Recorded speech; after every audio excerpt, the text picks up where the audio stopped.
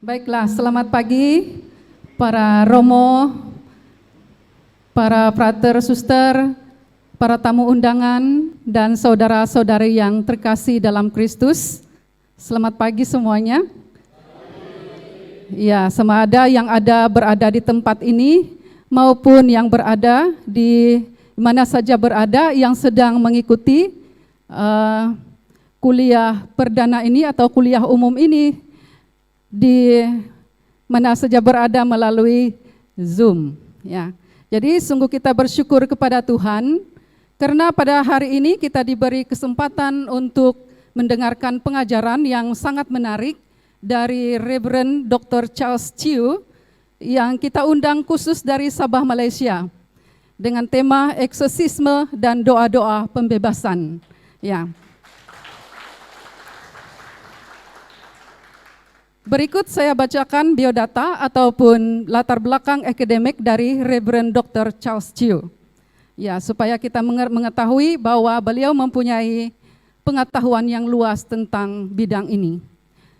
Father Charles Chiu spent nearly half of his 32 years priesthood in research and writing. Schooled in sacred theology, psychology, and spirituality, he taught these subjects at St. Peter's College Major Seminary Kuching, University Malaysia Sabah, and served as consultant and field supervisor for graduate students. He continues to teach and preach at forums, seminars, and retreats. Since the COVID-19 pandemic, he started a hermitage for retreatants. While living as a diocesan hermit, he continues his ministry of teaching and preaching retreats on invitations.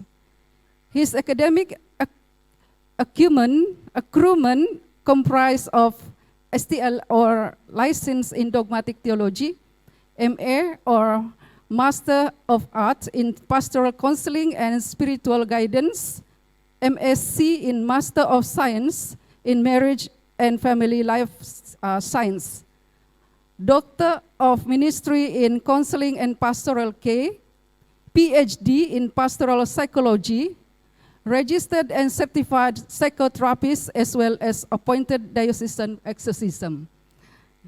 Saudara-saudari yang terkasih, demikian biodata dan latar belakang pendidikan dari Reverend Dr. Charles Chiu yang akan memberikan pengajaran dalam kuliah umum untuk kita semua pada pagi ini. Nah, dari biodata ini dapat kita lihat bahwa ilmu pengetahuannya sangat luas dalam bidang eksorsisme ataupun pengusiran setan. Ya, ini tentang pengusiran setan. Nah, sebagai seorang eksorsis yang telah ditunjuk secara resmi oleh gereja, tentunya sudah memiliki begitu banyak pengalaman ya yang bisa dibagikan kepada kita semua pada pagi hari. Oleh karena itu, mari kita sama-sama mendengarkan dengan baik pengajaran yang beliau sampaikan kepada kita pada pagi ini. Karena nanti selepas dari pengajaran ini nanti akan ada tanya jawab ya. Boleh saudara-saudari boleh siapkan pertanyaan-pertanyaan. Mungkin di lapangan kita menemukan masalah-masalah tentang hal ini dalam pelayanan.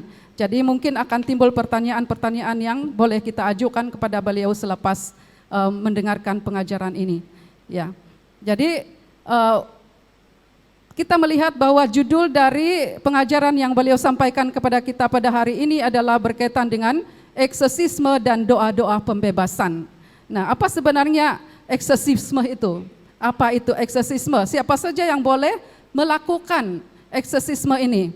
Dan bagaimana melakukan doa-doa pembebasan ini?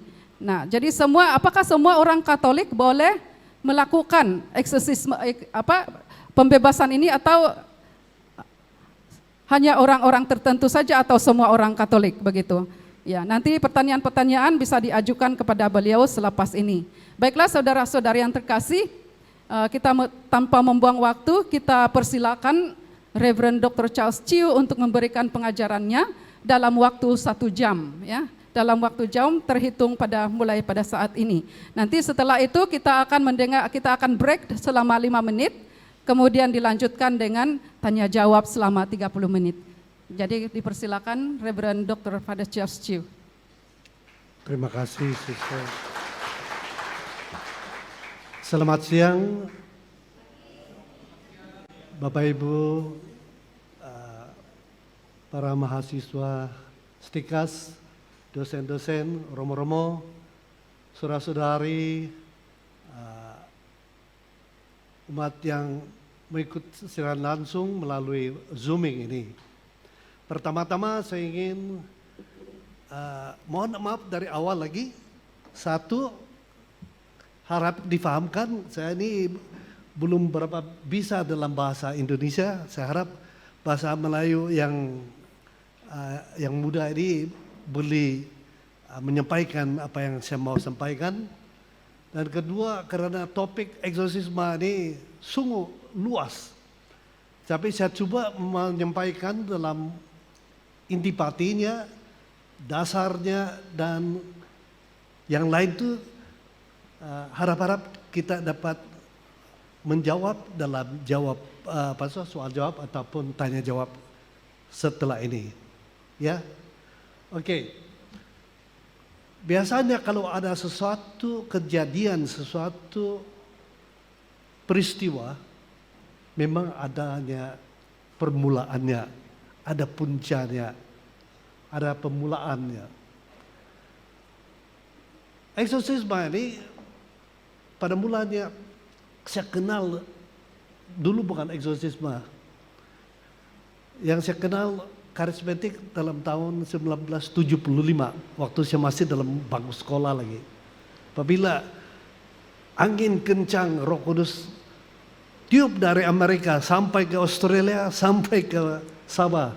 Saya masih kalau saya tidak tahu apa yang dipanggil tingkatan 4 sini apa SMA mungkin tuh.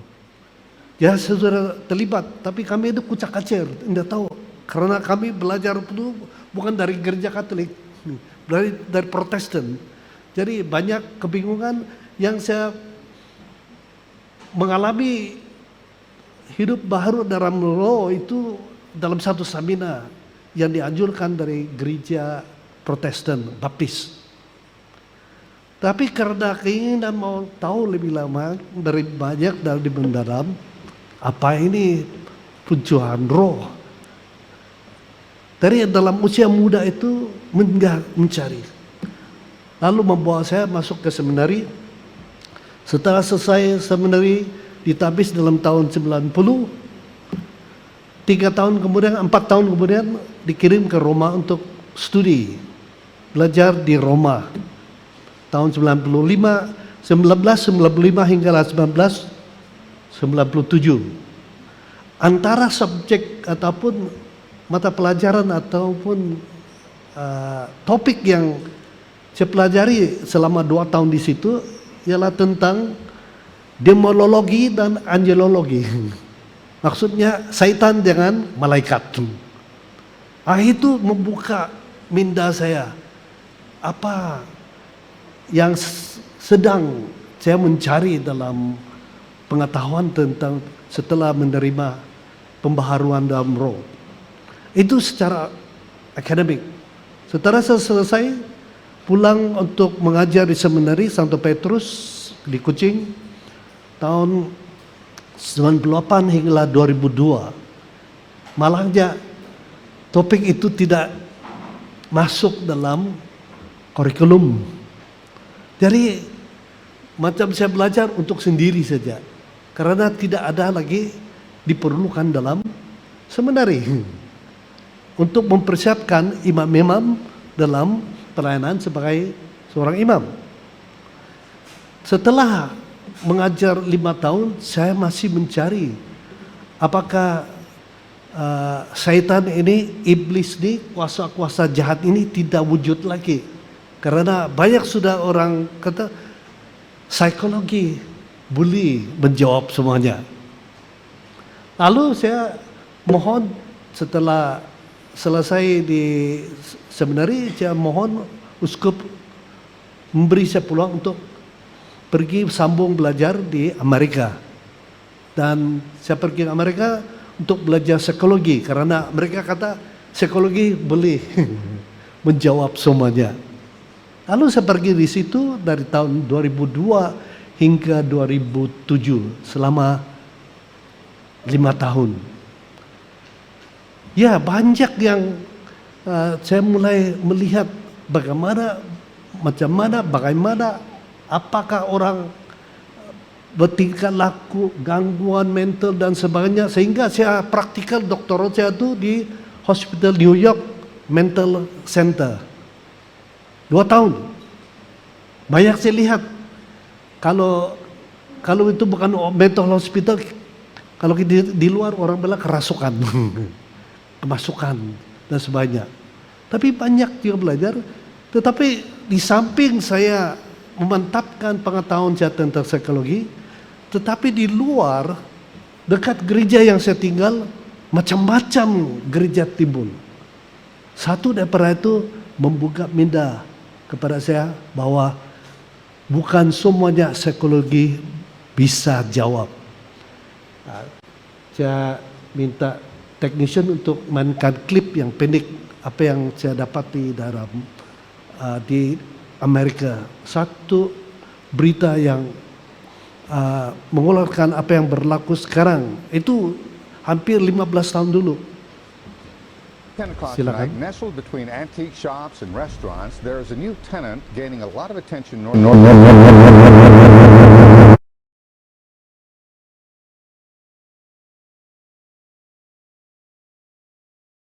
Garvin takes you inside for a tour and talks with members who believe they're misunderstood. Here in quaint Old Town Spring, literally a first of its kind. There's a brand new church that's opening its doors soon, but we're not talking about just any old church. We're talking about the Greater Church of Lucifer. In about 3.5 weeks, the Houston area will see the doors open on one of its newest churches, but it's unlike any you've seen before. This will be the first known home of the Greater Church of Lucifer, right in the heart of Old Spring near Christian churches, antique stores, and flower shops. But church leaders say it's not that Lucifer. A Luciferian would find it insulting to bow before any perceived deity. We don't believe as a basis in the existence of a deity that wants us to worship it. Luciferianism has been around in some form for centuries, but this is the first time members have erected a building to conduct services. One of the co-founders, who goes by the pen name Jacob No, says for people who visit, they'll get a different kind of church experience. We do not have a preacher. We do not have somebody saying this is the way it has to be. You have to live this way.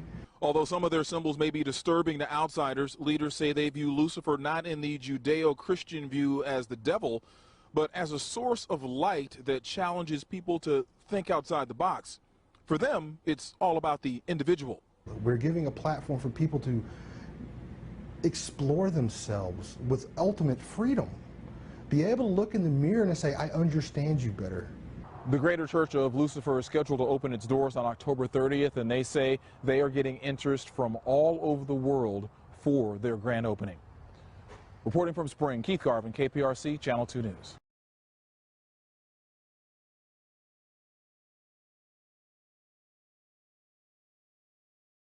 Tentang penumbuhan gereja Lucifer. Bukan saya Lucifer, sekarang sudah ada persatuan yang lebih besar. Ya, mereka menumbuhkan gereja Satan, Satanisme.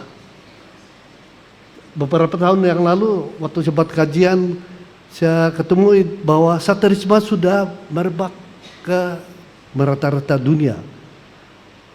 Ada dokumen yang saya dapati bahwa pusat, saya tidak tahu benar atau tidak, menurut laporan itu perkongsian orang itu, karena dia mantan ketua Satanisme di Asia, mereka bilang berpusat di Indonesia, di Manado. Nah, itu kita boleh bincang dengan topik yang lain.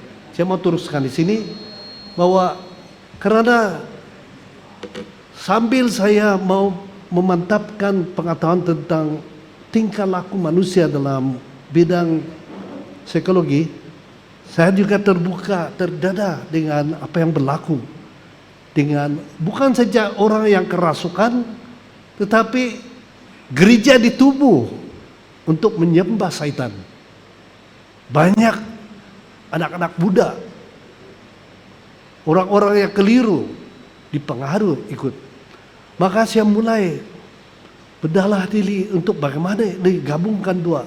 Lalu saya korek file saya kembali yang saya studi di Rome tentang demon dan malaikat, menggabungkan ini. Sehingga saya tanya kalau saya bisa buat studi, buat research dalam topik yang dipanggil pastoral psychology.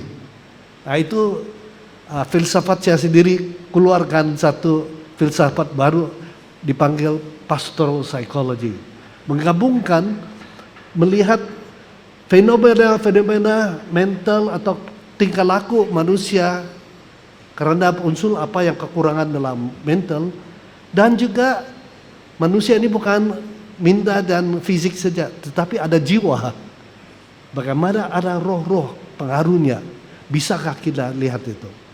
Maka saya telah mempersiapkan satu topik untuk melihat dari awal apakah pendekatan-pendekatan ataupun program-program yang dapat menangani, apakah keliru tentang kerasukan ataupun penyakit psikis ataupun psikologi. Jadi kita buat, karena topik ini hari ini kita bincang diskusi tentang eksorsisme, bagus kita juga melihat apa asal usulnya, sejarahnya tentang perkataan eksorsisme. Konsep kerasukan, gangguan setan, iblis ataupun roh-roh jahat atau praktis eksorsisme sudah berlangsung sangat lama dan tersebar di mana-mana. Dan bahkan mungkin berasal dari berbagai kepercayaan perdukunan prasejarah. Mungkin belum ada Kristen pun sudah ada. Dan perkataan itu memang kita pinjam dari asal usul dari bahasa Yunani, Greek. Eksorsisme sendiri berasal dari bahasa Yunani. Sebelum ada agama, sebelum ada gereja, mungkin di dunia sekular, dia dipanggil exorcism. Tetapi apabila gereja meminjam perkataan itu dalam konteks gereja, perkataan itu tukar menjadi exorcismos. Dan gereja kita dari Yunani lalu tukar ke Latin menjadi exorcismus. Dan perkataan itu dipinjam oleh Inggris pada Middle English, yaitu abad 12 hingga 415, exorcism. Dan kita juga minjam perkataan itu exorcism, exorcisme. Ataupun kalau kita mau gunakan perkataan kita yang lokal, mungkin kita bilang pengusiran, pembebasan. Dan pengusiran, pembebasan itu ada beza juga. Pengusiran mungkin kita apply kepada exorcism, menggunakan satu kuasa yang besar untuk menghalau sesuatu yang ada di dalam orang atau tempat atau ternakan. Itu keluar, anya. Dia berbeda kepada perkataan pembebasan, dilepaskan oleh ikatan dan sesuatu. Nanti kita lihat perbedaan. Saya mau jelaskan sini, kita tengok juga eksorsisme. Praktis eksorsisme dapat berbilang telah berumur sangat tua dan telah menjadi bagian dari sistem kepercayaan agama di berbagai negara sejak lama.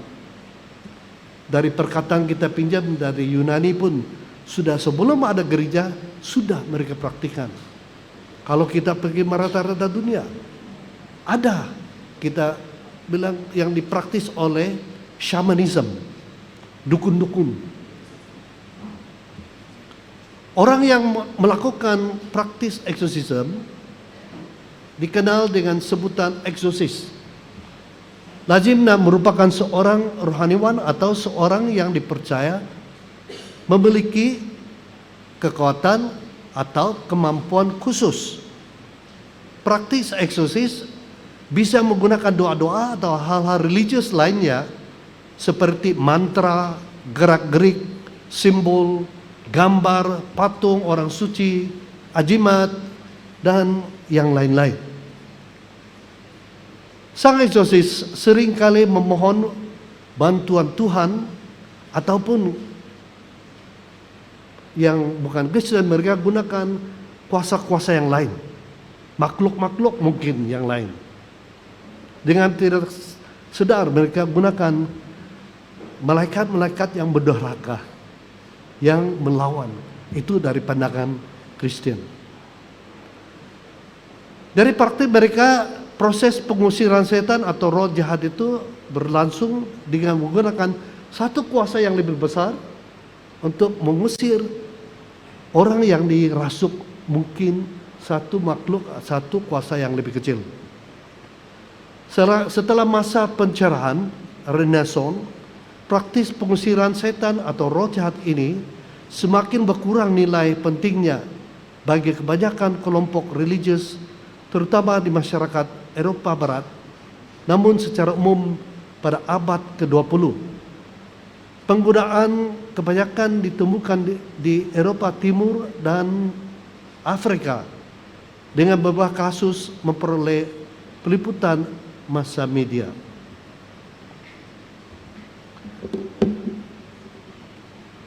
Sini saya ingin mau merujukkan dua buku.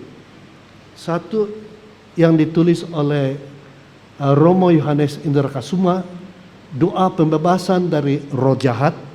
Dan ini dari saya cuma tambah satu perkataan doa-doa pembebasan. Dua ini tidak berlawanan tapi saling melengkapi. Buku ini jelas saya sudah baca dari Romo, dia kata ini dari pengalaman praktis dia sekian lama, dari pengetahuan dan dari baca-baca dari orang-orang pakar ahli dalam bidang ini. Kebijakan yang di sini adalah perkongsian Romo tentang apa yang boleh dilakukan, apa yang tidak boleh dilakukan, siapa yang boleh melakukan, siapa yang tidak boleh melakukan, dan hal-hal yang perlu ditimbangkan. Kebanyakan ini sebagai panduan. Di sebaliknya yang melengkapi Romo Yohanes ini adalah buku tentang persiapan pelindungan orang yang mau melakukan. Apa yang harus kita lakukan, dan perlu juga kita gali sejarah orang-orang yang dibawa kepada kita kerasukan atau tidak. Kita tidak terus mengambil langkah membuat, kita perlu kaji, selidik latar belakangnya. Dan setelah itu kita buat, ada orang bantu, bukan seorangan, satu tim, dan kemudian setelah melakukan eksorsis kita harus ada follow up, apakah benar-benar orang ini sudah dibebaskan. Dan perlu juga tim atau eksorsis itu mengadakan debriefing ataupun pemurnian kembali, mana tahu mereka terkena serpihan roh-roh kuasa-kuasa yang jahat. Ini ada satu panduan di depan, dan juga banyak doa-doa bagi umat, bagi orang yang mengamalkan ataupun berdoakan bagi orang yang minta tolong. Banyak doa-doa terkandung di sini. Terkandung kuasa yang kita gunakan ialah Tritunggal, Bapa, Putra, dan Roh Kudus. Dari Bunda Maria, dari kerangan-kerangan dari Paus, dari doa-doa Santo Michael, dan banyak jenis doa-doa untuk berbeda-beda kerasukan, gangguan. Misalnya orang kata yang ada mata ketiga, the third eye. Third eye itu biasanya kalau kita di Sabah, banyak orang karena nenek moyang mengamalkan sesuatu sehingga tidak diteruskan karena generasi baru sudah menjadi Kristen. Tetapi makhluk yang dijanji darah, sumpah darah dengan nenek moyang itu mencari pengganti dari keluarga itu. Maka biasanya satu dari keluarga yang lemah itu, orang kata dia bisa melihat hantu-hantu atau roh-roh. Itu dinamakan mata ketiga. Dalam buku ini banyak orang minta, dan cemuatkan di sini ada doa itu bagaimana membuka, menutup mata ketiga. Jadi untuk melengkapi selain daripada cara ini, kalau kamu cari buku ini, dia dapat membantu doa-doa yang diperlukan. Oke, saya sambung. Setelah abad 20, banyak orang sudah mulai, sehingga saya sendiri pada mulanya terpengaruh, mungkin psikologi dapat menjawab. Karena ada satu peristiwa yang berlaku di Jerman pada awal 70-an.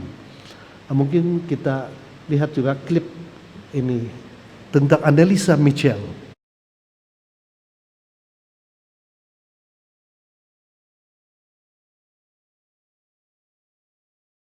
Ja, ich will auch für die anderen leiden, damit die nicht in die Hölle kommen und so.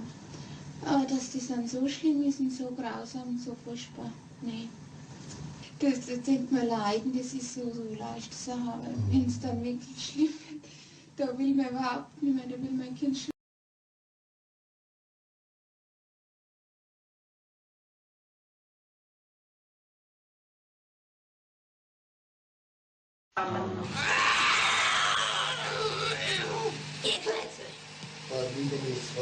Nein, ihr Klötze! Der Maul, mir Klötze! Oh, so der will auch nicht, oh, ich geh auch nicht, oh. Sind wir schon 3? Ah, wie? Was ist so eine Scheiße?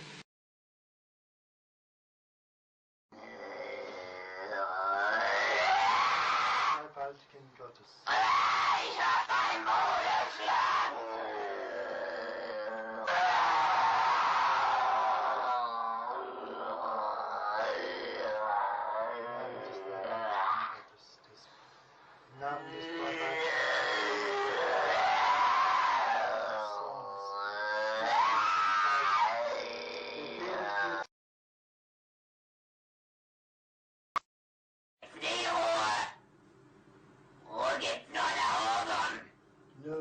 Ruhe gibt's nur dort, wo die Liebe ist. Ja, bei uns gibt's Nur Hass.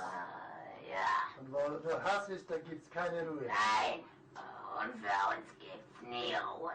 Nie. Weil Na, Ewigkeit.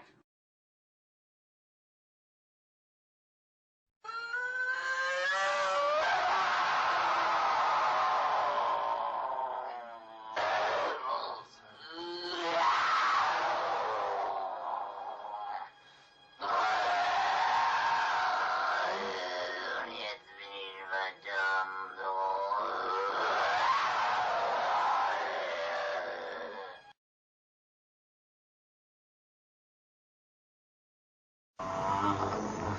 Die müssen in eigenen Seminaren ausgebildet werden, die dürfen nicht auf die anderen Universitäten. Kapiert? Klar. Ist da sonst noch etwas zu sagen? Weil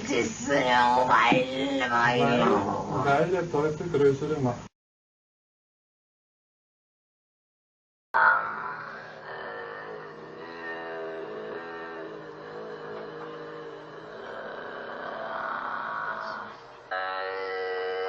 im Namen deines Sohnes, den Jungfrau, im Namen Jesu, befehle ich dir auszufahren.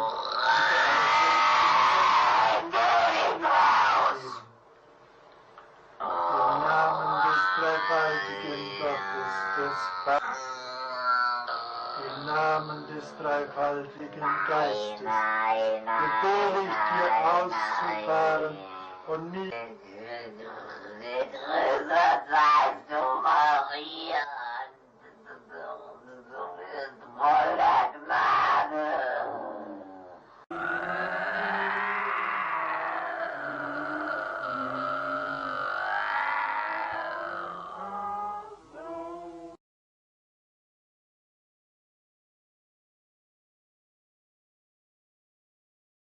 Ya.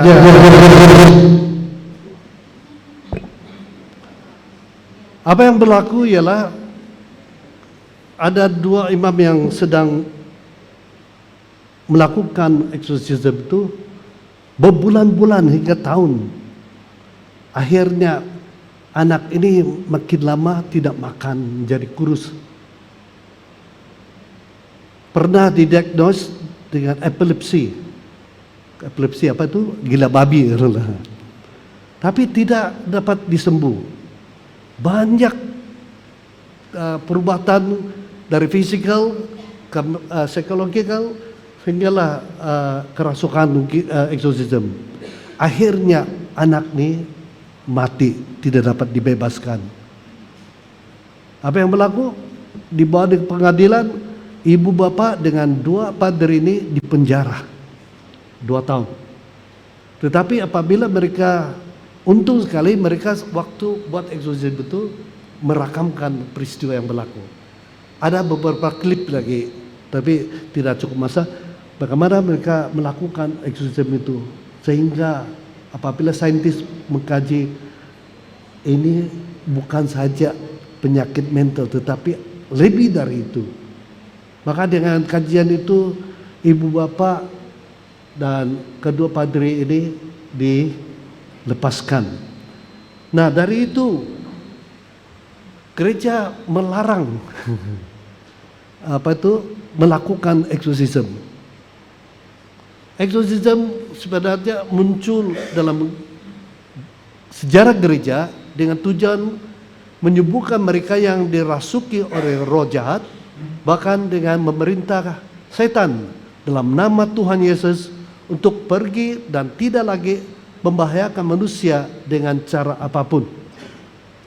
Mungkin kurang mahir, kurang cantuman berbanding ataupun konsolidasi ilmu-ilmu sehingga tidak dapat tangani case ini. Kalau kita lihat dalam kita nampaknya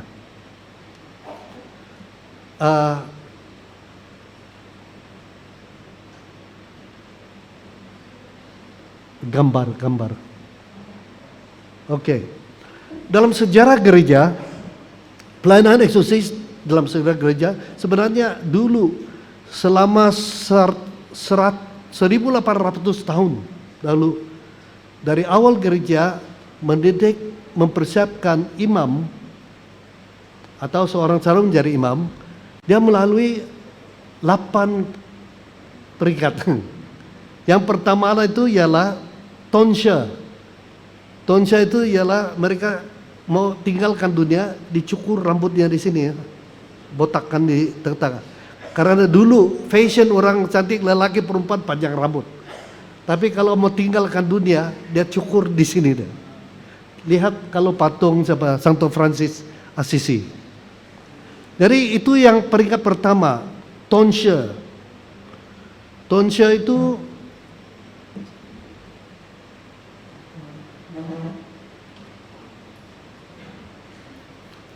ialah peringkat pertama, cukur rambut.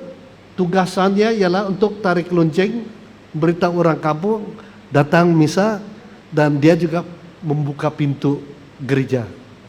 Nah, itu peringkat pertama. Peringkat kedua ialah porter.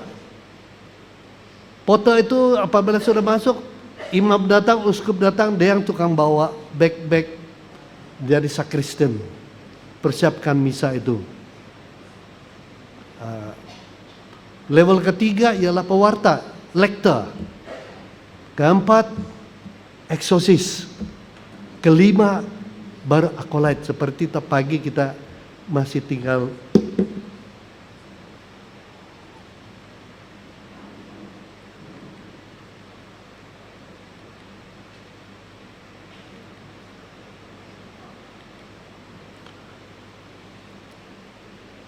yang mana dibenarkan untuk melaksanakan tugas tertentu. Porter, sakristian, pewarta itu jadi lektor, eksorsis itu khusus untuk menangani orang yang kerasukan, dan juga acolyte membantu dalam altar. Dan kemudian ada subdeacon. Subdeacon itu ialah mereka doa resmi, doa harian bagi gereja, dan juga waktu doa umat mereka yang membaca. Dan setelah subdeacon baru deacon. Dan setelah itu baru jadi imam. Tapi apabila gereja berkembang, banyak yang beberapa tahap-tahap itu dibuka keluar. Tonsya itu tidak gunakan lagi. Sekarang sudah awam yang lakukan itu. Tarik loncengnya, buka pintu, jadi warden dan sebagainya. Foto itu sakristian umat, bukan lagi tahap menjadi imam. Pewarta itu masih diambil jadi lektor dan acolyte. Eksorsis dikeluarkan. Dan subdeacon itu karena mengulangi apa yang dilakukan deacon, dia disatukan. Maka sekarang untuk menjadi imam cuma 4 saja. Lektor, acolyte, diakon, imam. Tapi kalau di dalam Eastern Rite, bukan kita yang Eastern Katolik itu, mereka masih ada eksorsis. Maka imam-imam lah Greek Orthodox itu, mereka apabila ditabis, mereka juga ditabis menjadi eksorsis. Tapi ada satu peristiwa awal, bapak-bapak Padang Gurun, kalau kamu masih ingat abad ketiga keempat, masih ingat Santo Martin dari Tours. Dia tidak mau jadi imam, dia tidak mau jadi deacon. Dia rasa itu terlalu besar untuk dia. Walaupun dia bijak, dia pandai, dia sangat berkebolehan. Guru dia Santo Hilarius memujuk dia. Tapi yang dia berani terima ialah hanya sampai eksorsis saja. Dia kata, biarkan saya, karena dia mantan askar. Dia berani menjadi eksorsis karena dia kuat dan tahu menghadapi bukan saja musuh manusia, tapi musuh gereja juga. Tapi karena dia dipujuk, akhirnya kita tahu dia jadi uskup. Tapi pada gereja awal itu yang saya terbaca hanya Martin di Tours saja dilantik menjadi khas untuk eksorsis. Dan apabila peristiwa berlaku di Jerman, semua ini dikeluarkan, eksorsis tidak menjadi sebagian dari latihan menjadi imam, maka Roma mengkaji kembali.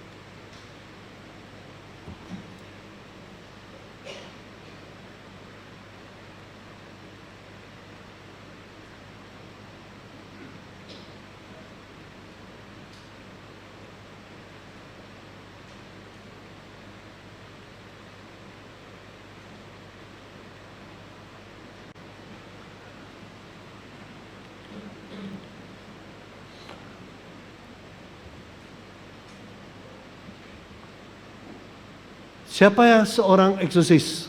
Kalau kita baca dalam gereja kita boleh dapat dari KJK, yaitu Katekismus Gereja Katolik, perenggan paragraf atau perenggan 1673.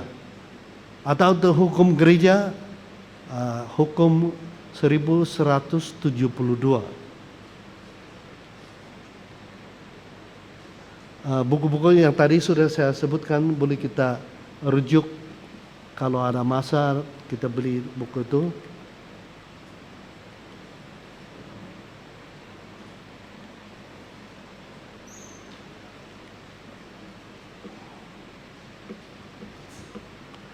Oke, untuk diskusi seterusnya kita mau diskusi siapa yang boleh memimpin eksorsisme. Soalan yang pernah ditanya, karena dalam karismatik mungkin juga dalam kongregasi Putri Kamel, CSC, dan juga KTM dan karismatik pernah melakukan pengusiran dan pembebasan. Apa bezanya pengusiran setan roh jahat yang dilakukan oleh seorang imam, padri, yang dilantik oleh uskup dan boleh dilakukan oleh umat biasa?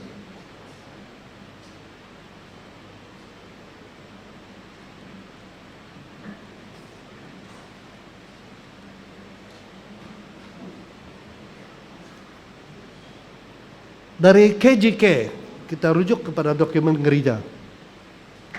Kalau gereja secara resmi dan otoritatif berdoa atas nama Yesus Kristus supaya seorang atau satu benda dilindungi terhadap kekuatan musuh yang jahat dan dibebaskan dari kekuasaannya, orang lalu berbicara tentang eksorsisme. Yesus telah melakukan doa semacam itu dari Markus 1, 25, 26. Gereja menerima dari dia kekuasaan dan tugas untuk melaksanakan eksorsisme. Dalam bentuk sederhana, eksorsisme dilakukan dalam upacara pembaptisan. Kalau kamu masih ingat, sebelum imam-imam atau dekan melakukan pembaptisan, sebelum berkat air itu kita doakan bagi anak-anak atau orang yang mau dibaptis supaya mereka dilindungi kuasa jahat. Kalau yang orang dewasa belajar dalam IKD, inisiasi Kristen dewasa itu, dalam persiapan terakhir ada 3 persiapan, tobat 1, tobat 2, tobat 3. Biasanya dalam tobat-tobat itu kita ada doa pengusiran. Selain dari itu doa-doa ada di sini, tapi biasa juga kalau lihat dalam kongregasi CSC dan Putri Kamel, setelah misa selalu kita doa pencerahan dan doa pelindungan dari kongregasi. Kita doa dedikasi kepada Bunda Maria, kita mohon supaya Santo Michael melindungi. Dan juga doa-doa, ada orang tidak sadar dalam doa Bapa kami, akhirnya Bapa kami ada sudah dimulakan dalam, berilah jadilah di atas bumi seperti dalam surga. Berilah kami rezeki pada hari ini. Ampunilah kesalahan kami dan bebaskanlah kami dari yang jahat. Itu doa pengusiran. Dan juga Bunda Maria, kita dedikasi supaya Bunda Maria melindungi kita. Sebenarnya banyak doa-doa yang kita ada terselip masuk doa pembebasan, pengusiran, dan perlindungan. Itu doa yang biasa kita boleh hafal. Bagi kerasukan atau gangguan-gangguan khusus, boleh dapat dalam doa 2 buku ini. Imam harus melakukan dengan bijaksana dan harus memegang teguh peraturan-peraturan yang disusun gereja. Eksorsisme itu digunakan untuk mengusir setan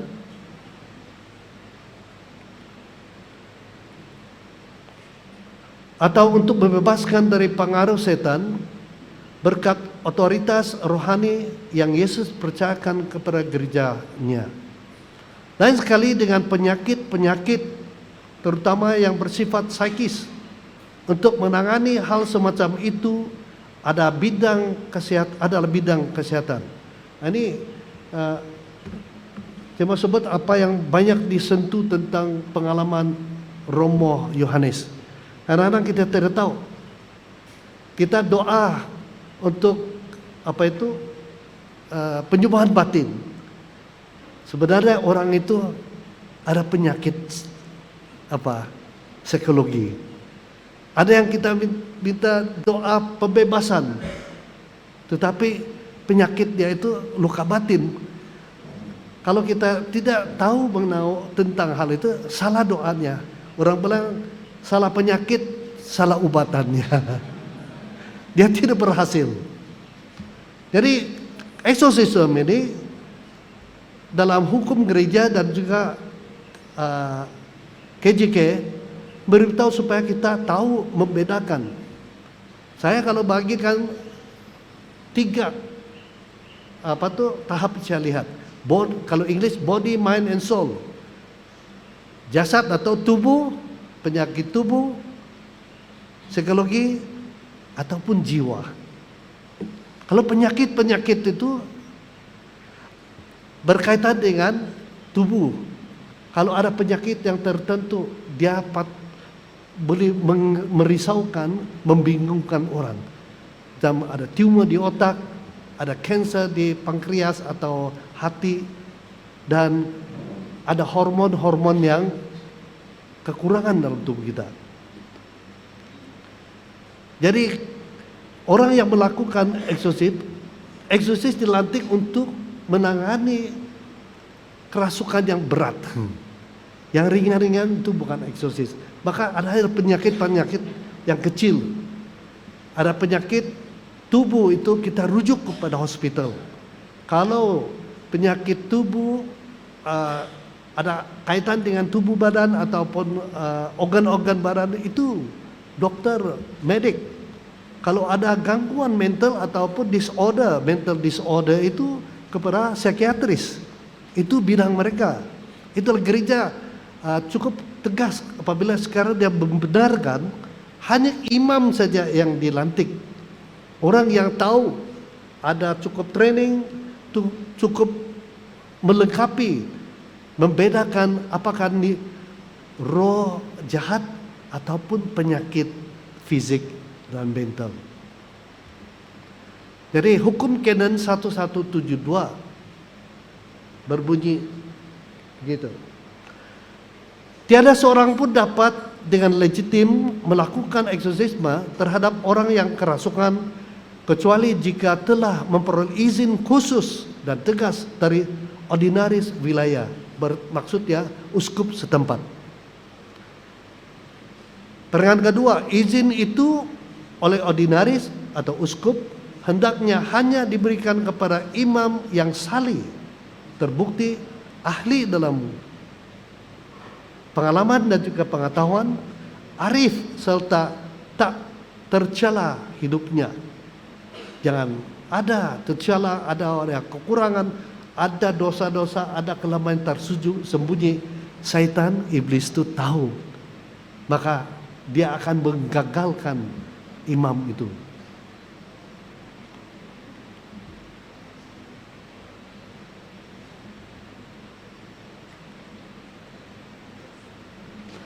Contoh dari Injil, atas perintah tersebut Yesus menjawab, tanda-tanda kepercayaan. Karena mereka kurang percaya, tanda-tanda orang yang percaya telah dijelaskan oleh Yesus sebelum dia naik ke surga. Salah satu tanda orang percaya ialah kemampuan mengusir syaitan demi namanya. Ada orang tanya Yesus, mengapa kami tidak dapat lakukan? Yesus bilang, bukan semua orang dapat menjadi eksorsis. Ada yang boleh, ada yang tidak. Itu melihat berapa besar atau berat kasus itu, kerasukan itu. Tapi ada juga orang kata dalam Markus 9, Yesus, tapi ada orang yang bukan ikut kelompok kami, tapi gunakan namamu. Dia bisa juga melakukan. Yesus jawab, orang yang tidak lawan kita, dia bersama kita. Tetapi Yesus juga mengingatkan tentang bahaya pengajaran sesat. Pada hari terakhir banyak orang yang mengusir syaitan demi namanya. Pada saat itulah aku akan berterus terang kepada mereka dan berkata, aku tidak pernah mengenal kamu. Matius bab 7 ayat 22-23.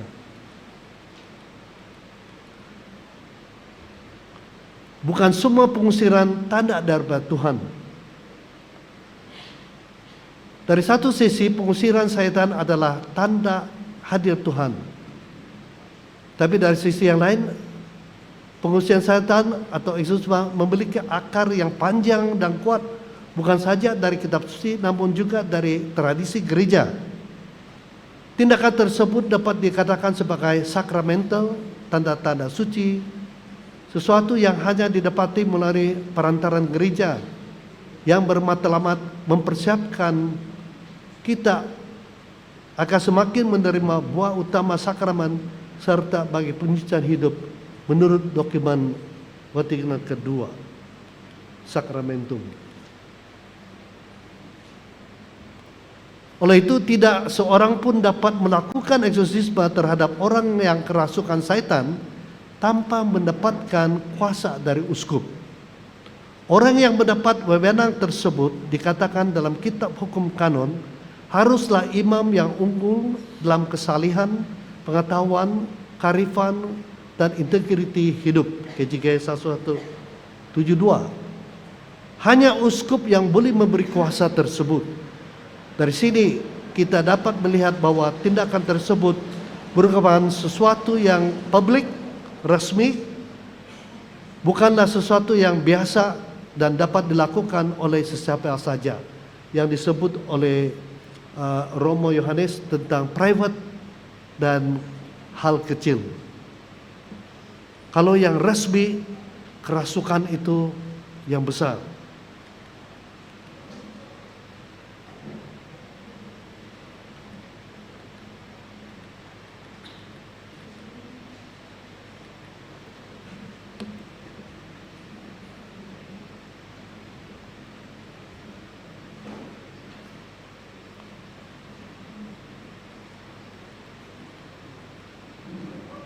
Saya ingin rujuk kepada petikan dari buku Yesus bin Sirak 38 hingga 1:35. Hormatilah tabib sebagaimana mestinya, oleh karena dia pun diciptakan Tuhan. Memang penyembuhan datang dari Yang Maha Tinggi dan sebagai pemberian diterima dari Raja. Namun kepandaian seseorang tabib meninggikan kepalanya dan di hadapan para pembesar dia dikagumi. Tuhan menciptakan obat-obat dari bumi dan tidak diabaikan oleh orang yang arif. Bukankah air menjadi tawar karena sepotong kayu sehingga dayanya menjadi nyata? Tuhan memberikan kepada manusia pengetahuan supaya dimuliakan karena pekerjaan yang ajaib. Dengannya tabib ataupun dokter menyembuhkan dan melenyapkan derita, dan juru obat pun mengolah campurannya. Dengan demikian pekerjaan Tuhan tak pernah berhenti, dan kesejahteraan Tuhan tak pernah berhenti, dan kesejahteraan dipertahankan di bumi. Anakku, kalau jatuh sakit, janganlah berayal-ayalan. Berdoalah kepada Tuhan, niscaya engkau disembuhkannya. Jauhilah yang salah dan tanganmu hendakmu lurus, dan bersihkanlah hatimu dari segala dosa.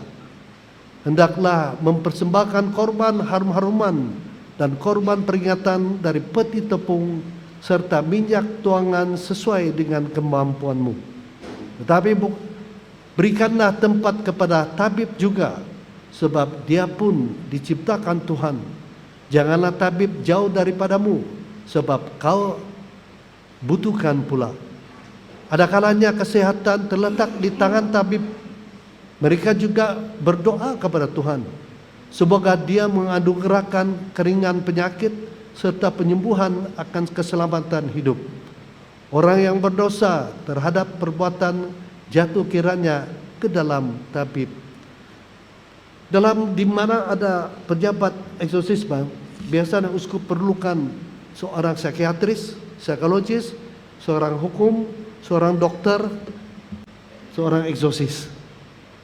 Jadi kita perlu ahli-ahli dalam berbagai bidang untuk menentukan apakah ini penyakit jasmani, penyakit mental, ataupun ini memang kerasukan.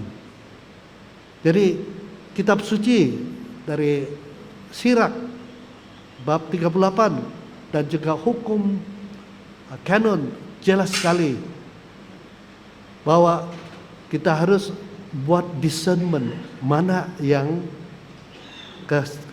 ada kaitan dengan kesehatan, apa sebenarnya adalah gangguan pribadi secara sungguhnya kuasa jahat.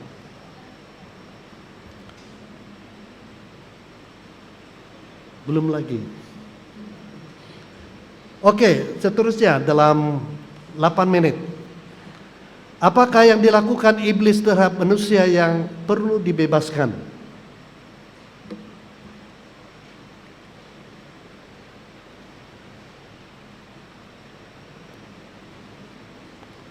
Ini yang disebut oleh Romo Yohanes, ada kerasukan yang berat. Doa biasa tidak bisa diusir, dibebaskan. Yang berat perlu seorang eksorsis yang mahir, yang dilantik. Dan antara kejahatan yang merosakkan yang serius ialah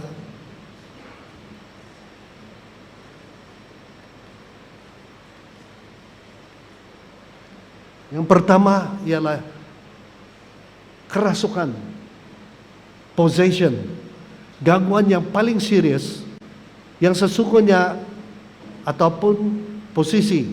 Artinya seluruh pribadi seseorang atau hampir seluruhnya dikuasai oleh si jahat.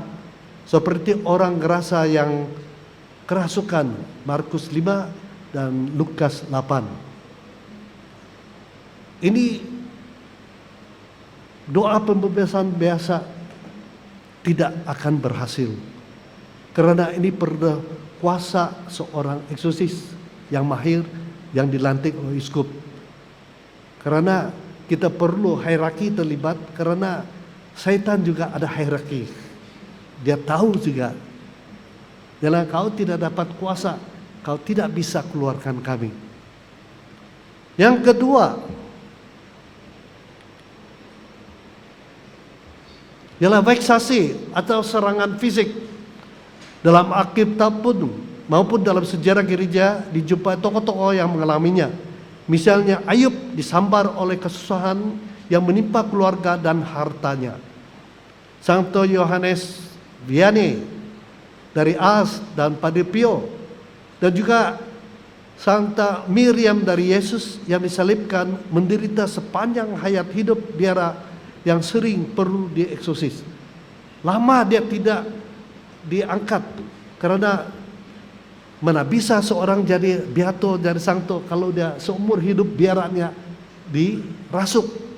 Tetapi apabila dengan sains dan juga kemudahan dan pelajaran yang terkini, Santo Yohanes, Pop Yohanes kedua mengangkat dalam tahun 85 studi kasus ini, dan kebetulan seperti yang dibandingkan dengan Padre Pio, John Vianney dan juga Ayub, Miriam dia tahan dalam panggilannya walaupun dirasuk berhabis-habisan. Ini adalah antara contoh veksasi, dia serang dari luar.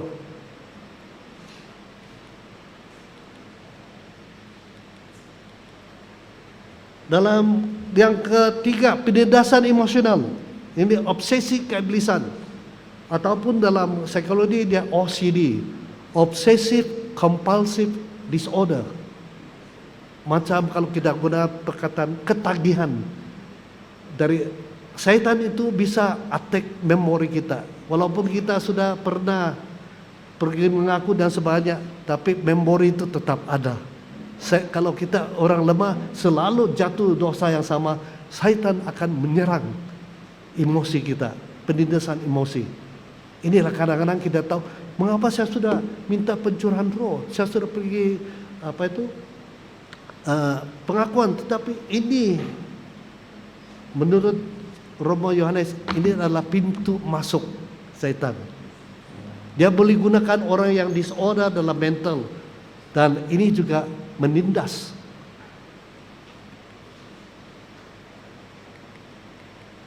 Keempat, ialah opresi, investasi ditindas roh jahat berkaitan khusus untuk rumah, objek, dan hewan. Ini kita tentang orang bilang rumah yang berhantu dan sebagainya. Kelima,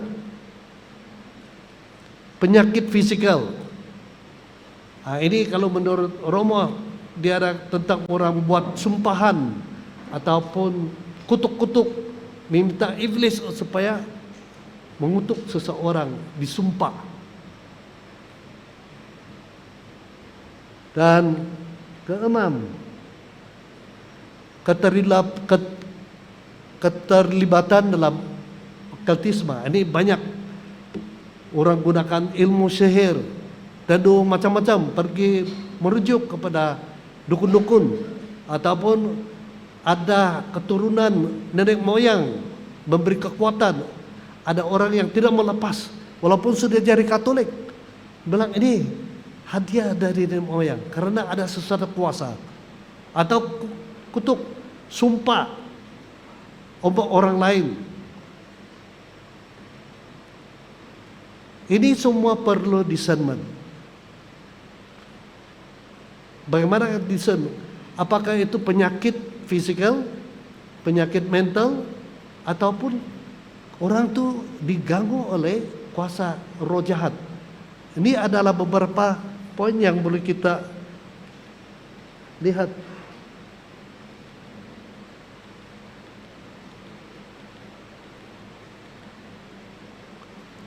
Menghujat, orang yang kerasukan menghujat, membenci orang-orang suci atau barang-barang kudus. Maki-makian, cakap yang kotor, ataupun berbahasa yang tidak diketahui ataupun tidak pernah dipelajari, seperti Anneliese Michel. Orang yang kerasukan juga mengetahui benda-benda yang tersembunyi. Ini banyak orang yang suka pergi ke dukun karena dia boleh beritahu saya barang di mana. Benar dia beritahu, memang syaitan tahu. Tapi orang tertarik karena ilmu yang mengetahui, dia menjadi bangga, hero, ataupun kekuatan luar biasa, seperti orang yang diseret, diikat rantai dan sebagainya. Ada 10 orang lelaki yang besar tidak bisa memegangnya. Kalau orang yang kecil itu bukan kuasa dia. Ini ada antara beberapa tanda-tanda yang kita tahu, yang discernment kita tahu orang itu benar-benar dirasuk, bukan penyakit, bukan disorder mental. Jadi seorang eksorsis perlu melihat tanda-tanda, gejala-gejala tertentu alam kejahatan yang boleh didapati hanya kadang-kadang melalui manifestasi. Tapi kita tahu si jahat itu penipu, dia tidak akan tunjuk dirinya. Semasa upacara eksorsisme, dengan memerhati reaksi kepada eksorsisme, melihat bagaimana kasus itu terbentuk dalam siri eksorsisme. Jadi eksorsisme bukanlah orang datang kita lakukan, kita perlu tahu latar belakangnya, bagaimana dia develop, bagaimana dia kembang. Dan kita harus setelah melakukan itu, kalau kita kenal pasti, kita adakan upacara eksorsisme, kita perlu ada follow up dan lihat apakah benar-benar sudah terlepas atau tidak, ataupun perlu upacara berterusan lagi.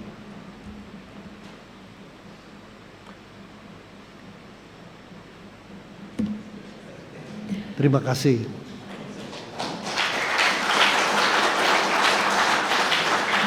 Baik, terima kasih Reverend Dr. Father Charles Chiu yang sudah menjelaskan dengan baik tentang eksorsisme dan juga doa-doa pembebasan. Walaupun doa-doa pembebasannya tidak di-highlightkan karena itu ada di buku yang dia maksudkan, buku panduan untuk doa-doa pembebasan yang 2 ini yang dia tunjukkan tadi. Saya tidak tahu apakah itu dijual atau tidak, tapi dicari. Ya, itu buku yang ditulis oleh Romo Yohanes dan juga Father Charles sendiri. Ya, jadi tadi itu pertanyaan penting yang saya dapat tangkap dari Father Charles tadi itu tentang apakah sejahat ini masih wujud lagi di dunia ini pada zaman ini, karena begitu banyak pendapat dari manusia, dari orang bahwa ilmu seperti ilmu psikologi itu dapat menjawab banyak masalah tingkah laku manusia.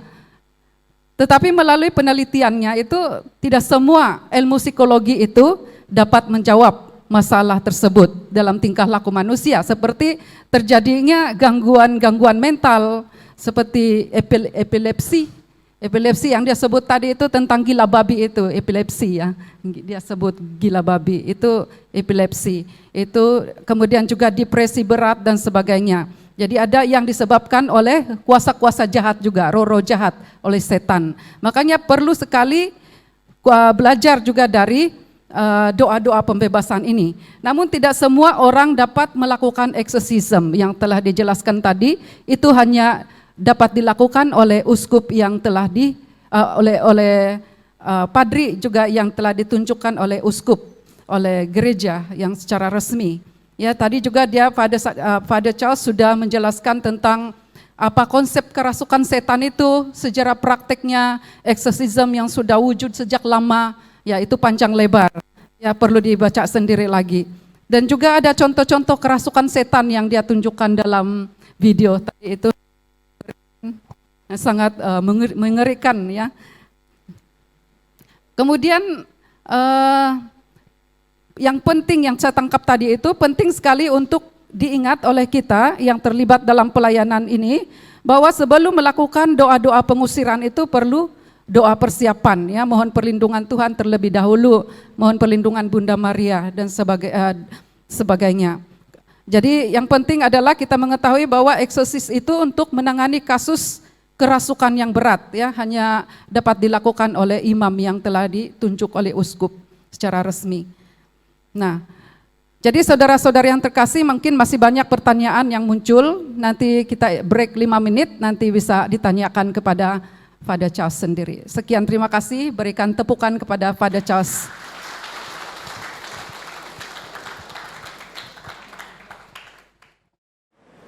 Jadi kita melanjutkan sesi pagi ini dengan sesi tanya jawab. Menurut persetujuan dengan Father Charles, penanya hanya boleh memberikan pertanyaan satu saja, langsung jawab karena dia takut lupa. Ya, jadi bertanya satu soal langsung dijawab begitu. Ya, persilakan yang mempunyai pertanyaan, mungkin masalah-masalah di lapangan silakan. Oke, ada 2, 1 saja dulu ya. Bapak yang di belakang Frater Bona, nanti pada Frater Charles sebentar ya. Oke, terima kasih Sus atas waktu yang diberikan kepada saya untuk mengajukan pertanyaan. Saya anggota komunitas Tritunggal Maha Kudus yang pernah melayani orang-orang seperti yang disebut tadi, bermacam-macam penyakit. Tapi yang pernah saya lakukan, yang berani saya lakukan hanyalah doa perintah. Nah, sebenarnya pertanyaannya, doa apa yang bisa atau yang boleh dilakukan oleh kami atau saya selaku orang awam untuk melayani orang-orang seperti itu? Itu ya Sus. Baik, terima kasih. Jelaskan pertanyaannya pada orang awam yang doa bagi orang yang sakit ya. Dia adalah seorang anggota KTM yang melayani di dalam ya banyak yang dia temukan di lapangan dari macam-macam penyakit itu. Jadi dia hanya menggunakan doa perintah. Jadi apa sebetulnya doa yang boleh dia lakukan sebagai orang awam? Sudah tentu apabila orang mohon doa, kita tidak loke untuk mendoakan bagi mereka. Tujuan kita ialah untuk membantu. Tapi kalau secara pintas saja kita tidak tahu apakah doa kita sesuai bagi kasus itu, lagipun kita tidak tahu apa penyakit dia sebenarnya. Kita serahkan kepada Tuhan. Tapi kalau dia secara pintas doakan saya, kita doakan saja. Itu apa, doa itu bukan kuasa dari kita, itu kuasa dari Tuhan. Kita doakan melalui Yesus Kristus atas nama. Sedangkan kitab suci pun banyak kali apabila Yesus mengantar para rasul ataupun 70 murid-murid dia pergi menyembuhkan penyakit dan juga mengusir setan-setan. Ada yang berhasil, ada yang tidak berhasil. Tapi ada yang penting mereka mendoakan bukan atas kuasa, atas saya sebagai seorang imam, kau seorang anggota KTM ada kuasa. Tidak, kuasaannya semua dari Kristus demi nama Tuhan. Sembuh atau tidak itu kita terserah kepada Tuhan yang melakukan. Kalau perlu ada masa kita perlu kaji kembali apa penyakit sebenarnya. Kadang-kadang orang ada, saya tidak tahu kebudayaan Dayak di Kalimantan ini. Dari keuskupan saya di Kedingau, walaupun mereka sudah jadi Katolik, masih ada lagi pergi ke cari dukun-dukun. Banyak penyakit yang saya sendiri tahu. Kalau fisikal saya tanya penyakit itu saya tahu, oh rujuk kepada ada teman saya dokter, ini penyakitnya. Tapi kalau ada gangguan, kalau kau ada belajar psikologi, kau tahu masalah disorder atau gangguan mental. Tapi juga kebanyakan mereka itu datang diagnose sendiri. Saya akan rasukan ini dah, tapi kita belum tahu betul atau tidak. Itu diagnose dia sendiri. Kita doa saja atas permintaan, tapi kebanyakan dari pengalaman apabila saya siasat kembali, mereka terutama sekali orang yang ada penyakit organ, ada pendarahan di otak, ada kanker di liver, ada goiter, ataupun ada mental, ada keturunan saya tahu masyarakat sini. Keturunan kami di sister di Pata malu mau ketahui kalau ada mental. Nanti orang ketawa satu keluarga itu gila. Ataupun takut mau tahu pergi medical check up, takut ada penyakit. Nanti mau merawat perlu uang dan sebagainya. Jalan pintas mereka minta doa. Tapi kalau menurut pengalaman dari Romo lah, kalau seperti juga dalam saya katakan dalam hukum tadi itu, bezanya kesehatan, bedanya kerasukan. Kebanyakan mereka minta dibebaskan, tapi sebenarnya diagnosnya bukan kerasukan. Dia ada penyakit fisikal atau mental yang ada tanda-tanda sedikit mirip-mirip kerasukan. Jadi sebagai nasihat bagi KTM, kita perlu banyak lagi belajar, mungkin baca banyak dari sini. Saya rasa ini bagi orang yang KTM atau brother, sister, romo-romo yang mau doa, banyak nasihat yang cukup baik dari Romo Yohanes. Yang penting dengan tujuan baik kita doa bagi orang demi nama Yesus. Sudah. Cukup terjawab. Cukup terjawab pertanyaannya. Berarti orang awam juga boleh berdoa pengusiran ya, Pada? Orang awam juga boleh buat doa pengusiran. Pengusiran, saya awas dengan istilah pengusiran dan pembebasan. Kalau pengusiran dia lebih dekat dengan eksorsisme.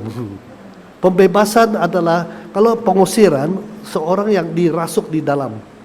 Pembebasan itu macam physical attack, obsesi dari luar. Itu doa kita bantu. Kalau tidak ada imam lagi, ini kita doa dengan tujuan sebagai anggota gereja, kita doa saja. Bukan semestinya Romo bilang ada orang tanya Yesus, mengapa kami tidak dapat, rasul-rasul sendiri tidak bisa. Yesus bilang ini perlu persiapan, ini perlu puasa dan doa, dan juga latihan yang cukup. Baik, terima kasih Pada untuk jawabannya. Sekarang mungkin pada Brother Charles, Seminarian Charles Kebing. Dari Miri. Dari Miri. Silakan. Terima kasih Father atas kesempatannya. Nah di sini saya mau tanya tuh, di tempat kami tuh sering ada kasus ini histeria, Father. Nah macam mana mau membezakan kasus histeria dengan kerasukan begitu, Father? Sekarang selalu yang kena tuh perempuan begitu, banyak ramai-ramai kena kayak kerasukan massal kalau di sini. Kalau istilah ada kalau di sini kerasukan massal. Itu yang mau saya tanya, Father. Histeria. Kalau kita baca histeria, dia itu satu penyakit awal sebelum pergi ke psikologi, terutama sekali psikologi Sigmund Freud. Kamu kenal Sigmund Freud? Dia itu kaji kanak-kanak. Dari kanak-kanak itu ada dia punya penyakit dan sebagainya. Kecenderungan dari 1 hingga 5-6 tahun. Dan akan kalau tidak ditangani waktu umur kecil itu, dia akan berulang mungkin di nanti dewasa. Dan satu daripada dia gunakan, dia seorang dokter bukan psikologis, dia asal usulnya dokter kanak-kanak, pedagogi ataupun pediatrik. Dia tangani penyakit anak-anak kecil, orang dewasa dia tidak ambil. Jadi dia studi, waktu dia jadi dokter dia studi mengapa anak-anak ini berpenyakit begitu dan karena lalu dia develop satu teori bahwa ini ada kaitan dengan nanti dia dewasa. Dan histeria itu adalah menurut siapa di Sigmund Freud satu bukan kerasukan. Dia jawab itu sebagai satu mental gangguan. Saya tidak tahu bagaimana di sini. Banyak saya tangani dan juga dengar cerita di Malaysia. Kebanyakannya berlaku di antara masyarakat Islam. Dan kebetulan anak-anak kita Kristen Katolik tinggal di asrama bersama orang Islam, terjerumus dalam banyak juga penipuan. Banyak hal-hal mereka ada malam orientasi. Banyak saya cerita kalau anak-anak kita masuk dari sekolah SD kemudian SMA masuk ke asrama, mereka tuh anak-anak dari desa. Dari bila belum permulaan seperti ini, sebelum permulaan kuliah kita ada orientasi. Biasanya malam ada orientasi, kebanyakan kalau tidak semua asrama kerajaan di Malaysia dipantau ataupun wardennya adalah orang Islam, ustadz atau ustazah. Dalam malam orientasi itu mereka galapkan semua duduk bersama hanya gunakan lilin. Dari macam-macam mereka cerita sehingga apabila ada orang lewat jadi melalui lilin itu sudah tentu akan lihat bayang-bayangnya yang besar. Kalau ajaran Islam dia bilang ini penipuan, ini jin. Dari orang yang anak-anak dari saya itu menjadi histeria. Satu teriak, semua teriak. Ada berlaku beberapa tahun yang lalu 3 sekolah di Kelantan. Sehingga berterusan sampai 1 bulan. Mereka ada yang bilang kerasukan, tapi banyak psikologis, psikiatris, orang-orang Muslim Islam sendiri kata itu adalah gangguan psikologi. Itu kalau dari segi kesehatan mental itu adalah histeria. Bukanlah kerasukan sejauh yang saya pahami.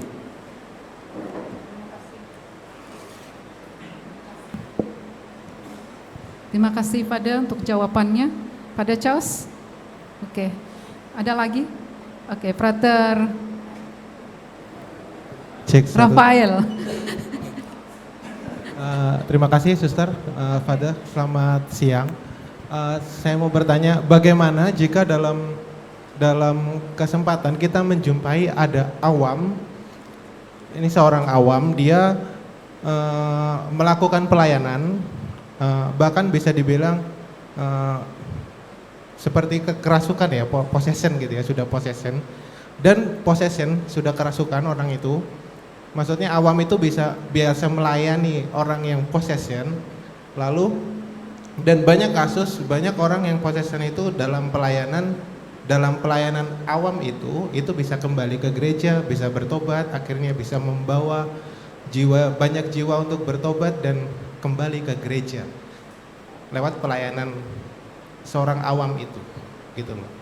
Pertanyaan saya, bagaimana sikap kita ketika ada awam yang terjun di bidang pelayanan eksorsisme ini? Karena sejauh saya tahu juga banyak imam yang juga kurang terbuka dengan atau tidak mengenal cara doa eksorsisme seperti ini. Mungkin kita di sini banyak mengenal, tapi ketika di luar atau ketika kita ke pulang cuti atau kemana juga di paroki-paroki juga banyak imam yang memang tertutup gitu loh. Bahkan saya pernah menjumpai ada umat yang datang kepada imamnya, lalu ketika ada kasus kerasukan, imamnya menunjuk kepada kamu ke kelompok doa ini aja, karismatik lah katakanlah seperti itu. Nah, menurut Father, misalnya kita bertemu dengan awam yang melayani seperti itu, mungkinkah atau bagaimana sikap kita menghadapi? Terima kasih. Apa inti soalnya? Oke, terima kasih pertanyaannya. Ya, intinya apakah seorang awam boleh melakukan pelayanan itu, ya exorcism itu, karena dia melayani sebagai awam, dia melayani dan begitu banyak orang boleh mengalami terbantu. Ya, terbantu. Jadi apakah, kan tadi itu dijelaskan bahwa exorcism itu hanya dapat dilakukan oleh imam yang ditunjuk, yang resmi gitu kan. Jadi ini awam, dia melakukan pelayanan yang seolah-olah dia itu eksorsis begitu, dan banyak orang terbantu. Apakah boleh? Bagaimana sikap kita kalau kita berhadapan dengan awam seperti ini? Awam sebagai eksorsis, kadang-kadang istilah itu tidak tepat kepada orang awam gunakan sebagai eksorsis.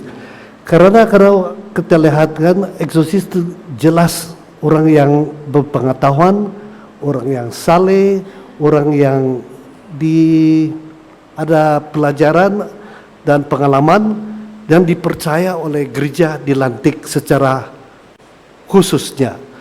Yang lain tuh kita bukan pakai eksorsis, karena kalau kita awam yang pakai eksorsis tuh dia kadang-kadang kebalikan kepada dia, sehingga kita menjadi kebanggaan.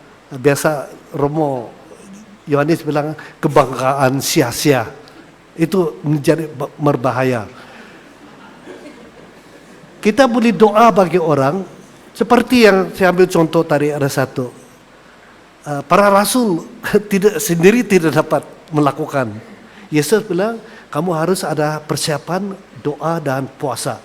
Tapi ada orang yang boleh buat, bukan kalau mereka tidak lakukan melawan kita, dia adalah untuk kita. Dia gunakan siapa? Kebetulan dia gunakan nama Yesus, bukan kuasa dia sendiri. Jadi tidak kira kau awam kah, kau uskup kah, tapi kalau kita melayani doa bagi orang demi Yesus itu tidak salah saya rasa. Kadang-kadang ada orang ada karunia khususnya, tapi kalau yang takutnya kita tidak tahu latar belakang orang awam itu. Nah, saya beri kau satu contoh yang terbaru sebelum saya datang ke sini. Saya pergi beri pengakuan di Kaingaran Putri Kamal. Antara lain, Sister Maxim merujuk kepada saya. Pada beda kau lapang setara pengakuan, ada seorang umat terlibat dalam pencurahan dan juga doa pembebasan dari satu paroki yang saya tahu. Dia datang pergi buat retreat karena dia terganggu. Sister Maxim suruh saya ketemu dia. Saya betul bagaimana? Dia baru 3 bulan menyertai kelompok doa. Dari setiap kelompok doa akhirnya mereka ada penumpang tangan doa bagi orang-orang yang sakit dan sebagainya. Karena dia rajin pergi, dia umat yang baru terlibat. Dari banyak orang yang nampak dia kota-kota penitia itu bilang, wah dia rajin. Lalu tarik dia, ikut saja. Akhirnya serenok dia rasa, sehingga dia pikir dia yang berkuasa. Tapi lambat laun dia diserang. Dia jadi bingung, dia menjadi sakit, sehingga dia perlu pergi tanya orang yang lebih mahir dalam itu. Maka dia pergi minta retreat di pertapaan. Dan kasus ini kami handle dari jangan sampai amaran dari Romo Yohanes, jangan sampai kita mengambil sebagai kebanggaan sia-sia. Kita perlu tahu juga, dia ini baru terlibat. Nah, orang tuh latar belakang harus kita. Ada juga, kalau kamu rujuk, Kisah Para Rasul, bab 6 atau bab 7. Seorang sihir. Dia nampak para rasul bisa gunakan Roh Kudus secara Pentakosta. Tapi dia kata dia biasa lakukan itu pekerjaan dia. Tapi dia tengok kuasa Roh Kudus lebih kuat. Jadi dia jumpa Santo Philip, rujuk kepada Santo Petrus, bisa ajar saya berapa ongkos saya bayar saja. Supaya saya boleh gunakan ini untuk penyembuhan. Apa Santo Petrus katanya? Kalau kau tidak mengajarkan, lupakan ini, kau akan mati. Itulah gereja panggil itu dosa apa? Dosa simoni. Orang ini nama dia Simon. Dia menggunakan rahmat berkat karunia untuk bisnis. Nah, kita tidak tahu awam ini berapa lama dia akan melayani. Seperti biasa, awas-awas, Satan itu bijak dan cukup tua. Tipu herannya orang baru tidak dapat baca.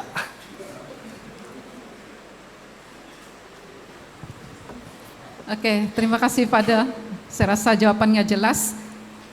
Pada Romo Albert, silakan. Selamat siang, Father Charles. Saya mau sharing dan juga nanti Father Charles mungkin bisa memberi respon, memberi tanggapan, dan juga boleh audiens sekalian juga memberi tanggapan, dan sharing ini berangkat dari pengalaman pastoral saya di umat paroki, di paroki. Kebetulan saya padri paroki. Dan nanti ini juga bisa bagaimana kekasan di sini dalam melihat setan dan adat. Itu. Baik, saya sharing pertama begini. Sekitar 12 tahun lalu kalau saya tidak salah, di Malang, saya sudah di Malang di Jawa Timur, East Java.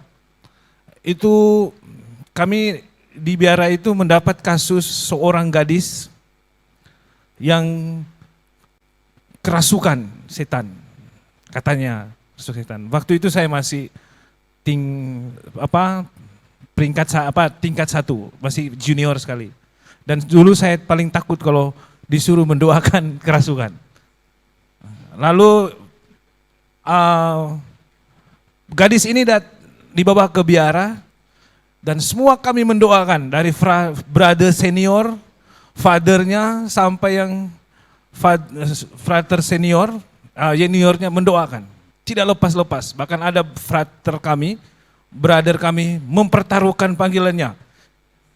Saya mempertaruhkan panggilan supaya kau lepas, tidak keluar-keluar juga.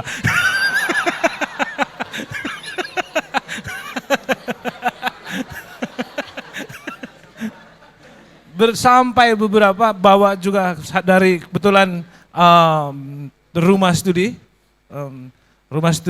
belajar kami di Malang itu dengan suster agak jauh. Lalu karena kami para brother tidak bisa menangani, mungkin para sister bisa bawa ke Tumpang, ke Ngadireso. Para sister yang ada suster siapa? Viani yang katanya ahli setan. Mendoakan tidak lepas-lepas juga. Lalu akhirnya karena kami menghubungi orang tua dia. Kebetulan dia itu dari Flores, dari tempat saya.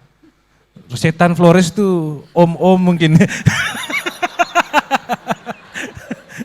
Karena orang Sabah biasa cakap untuk orang Flores itu om-om ya Father ya.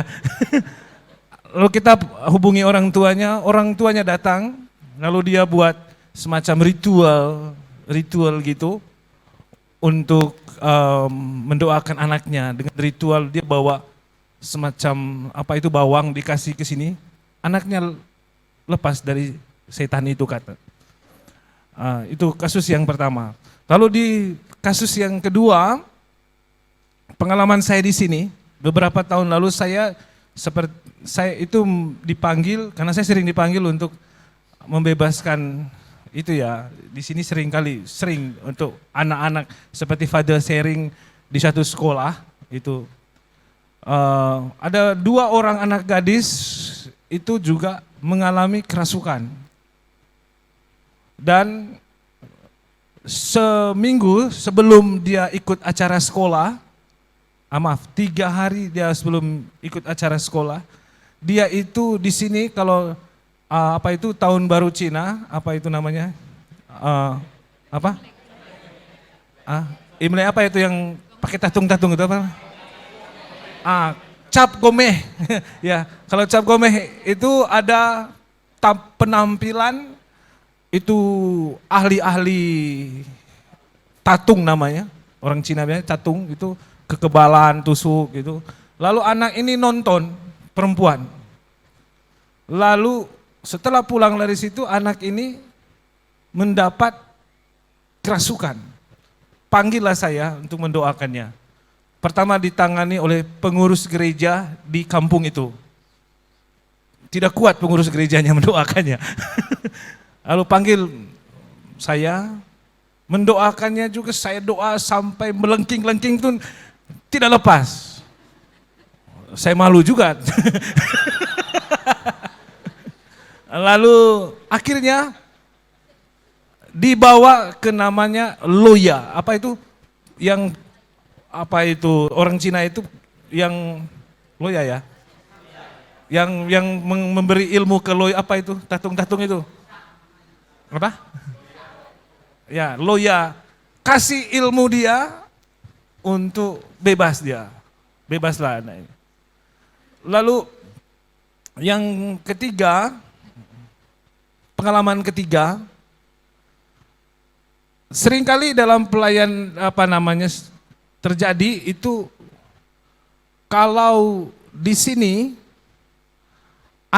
pada saat upacara mendoakan secara adat seseorang itu ada namanya istilah di sini itu seringkali bercampur antara doa Kristiani dan upacara adat katanya.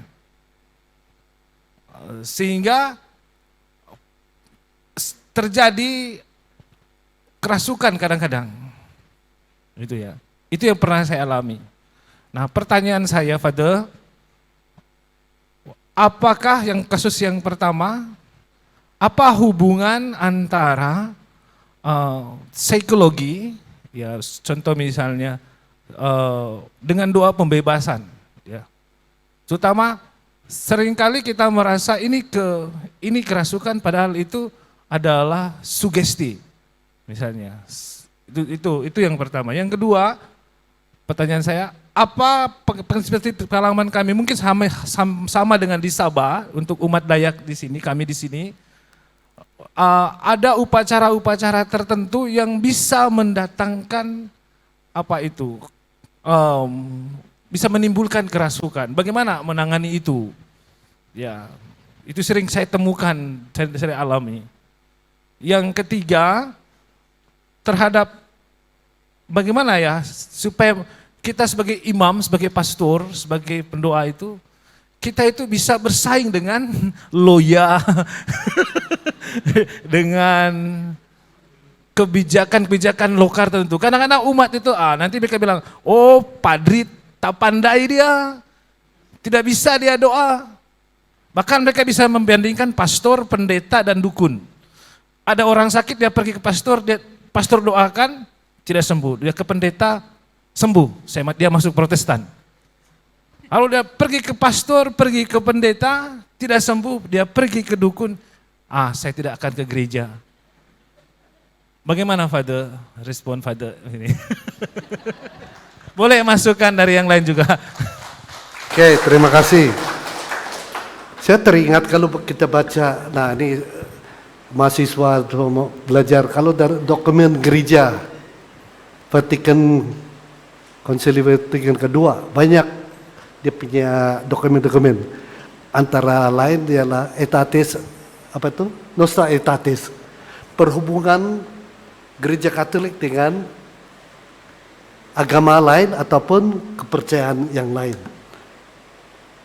Ada disebut kalau ajaran ataupun kepercayaan orang itu adat ataupun kebudayaan kepercayaan tidak melawan agama kita, kita tidak menolak.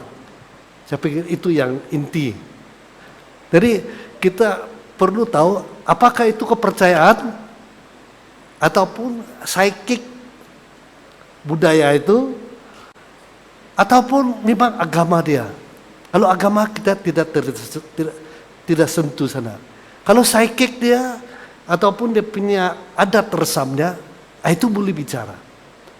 Tapi kita harus mau paham itu apa? Adat, budaya, atau kepercayaan. Itulah dalam pendidikan teologi kita ada belajar inkulturasi. Bagaimana budaya kita boleh membudayakan agama atau agama kita menyucikan budaya. Jadi kalau dari kasus-kasus yang ada berkaitan dengan pengusiran dan sebagainya, ada satu sekolah yang sedang saya ikut online selalu dipanggil ASW, Asian School of Wisdom.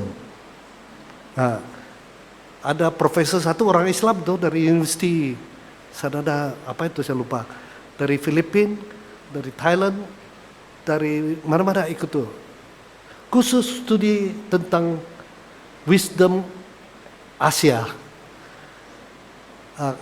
Kalau saya ikut itu, saya sendiri diundang ikut. Ada yang bukan ada kaitan dengan kuasa gelap, kuasa jahat. Dia gunakan wisdom, spiritualitas ataupun amalan budaya itu. Bagi mereka itu budaya, tapi bagi orang bila orang putih, orang Inggris atau Amerika dia terjemahkan itu, dia menjadi kepercayaan. Macam God itu, kalau kita God, tapi kalau sebenarnya terjemahan tidak tepat, itu dewa-dewi atau semangat saja. Jadi banyak yang suku-suku di Asia ini, kita benua yang paling ramai suku-suku yang berbeda. Kita perlu bawa studi itu, apakah itu agama atau itu budaya. Seperti yang saya tengok kalau tiga kasus yang Romo, saya pikir ada kaitan dengan apakah itu agama, kita perlu discernment. Seperti saya katakan body, mind, and soul. Kalau jasmani itu kita perlu medical check up untuk menentukan penyakit itu apa. Dari tahap kedua mental itu saya panggil itu psychological evaluasi. Apakah ada stress, anxiety, depression atau apa itu, mental disorder dan sebagainya. Kalau dengan hal agama ataupun spirituality, itu jiwa itu discernment. Kita itu satu sains keagamaan yang membedakan setan, roh jahat, atau Tuhan, malaikat, dan semua sangta-sangta. Sains itu, amalan itu perlu banyak latihan, dan selain daripada tahu roh-roh daripada, kita harus tahu juga pembedaan agama atau budaya. Seperti yang cucuk gitu, kalau orang Hindu atau orang Buddha tidak mengamalkan itu. Taois mungkin tuh, campuran. Itu dipanggil mausan. Dia kerasukan. Tapi menurut Asian School of, ada yang kerasukan, itu menurut kalau baca buku Romo Yohanes, kita harus awas-awas. Mungkin itu kita mau masuk budaya, semangat budaya kita. Tapi itu boleh juga menjadi pintu masuk si jahat. Itulah perlu discernment untuk menentukan. Macam yang pertama adalah Enya, keluar. Tapi lupa gunakan nama Yesus ya. Ataupun ada contoh, saya tertawa sendiri. Saya sendiri mengalami. Romo bilang, orang doa, imam, Romo, semua, sister-sister doa tidak mau. Tapi lalu ada orang yang kenal, pergi bisik dengan telinga dia. Dia kenal orang itu. Lalu yang dia mau tuh digotong, diberi perhatian. Ini bukan kerasukan. Tapi kadang-kadang orang yang terlalu tekan pada berlakon. Kalau bukan dia berlakon, si setan yang berlakon. Mausan itu saya tanya yang Asian School of Wisdom, dalam pada ada yang kalau saya tidak tahu yang mengamalkan ilmu hitam, ilmu putih. Ilmu hitam dia bilang sihir, jampi-jampi, kutuk, sumpah, hujat. Ilmu itu menyembuh, meringankan dan mudah. Tapi ilmu putih, ilmu hitam berjalan bersama. Kita tidak panggil pengusiran kita ilmu putih. Cuma orang amalkan kedukunan itu, dia panggil ilmu putih dan ilmu hitam. Dia gunakan ilmu putih, sembuhkan kau, supaya kau percaya kepada dia. Lambat laun kau akan masuk ke ilmu hitam juga. Itulah perlu discernment. Kita harus membedakan roh ini dan roh itu. Apa lagi? Ya, yang tadi itu yang takut ya, Romo takut. Dulu saya belum dilantik jadi saya sudah tahu pergi studi, tapi sebelum dapat lantikan resmi, saya sendiri takut. Uskup, kau kirim saya seperti domba di tengah-tengah serigala. Yesus bilang pergi, tapi itu dengan berkat Yesus. Kau belum berkat saya. Saya sendiri takut. Tapi kalau kita percaya, kalau kita kuat iman, kita mau bantu orang, Yesus bilang jangan takut. Berapa kali kitab suci jangan takut? Lebih 400 kali. Yang penting kita percaya. Kalau kita ada iman, karena kuasa Tuhan lebih besar daripada Lucifer, Satan, dan semua bala tentera. Dengar nama Yesus sejak dia akan berlutut. Kalau kita ada kepercayaan yang kuat gitu, jangan khawatir Romo, teruskan. Demi nama Yesus, keluar. Baik, terima kasih pada kita bersyukur pada Tuhan karena sesi pada pagi hari ini sudah selesai dengan baik, dengan ilmu, dengan segala macam pengalaman pada yang telah kita terima pada pagi hari ini. Ya, masih banyak mungkin tanggapan, tapi kita hentikan di sini karena kita akan melanjutkan yudisium. Jadi sekali lagi kita berterima kasih kepada Reverend Dr. Father Charles Chiu yang sudah memberikan seminar kita untuk hari ini, dan sekarang saya kembalikan kepada MC. Terima kasih.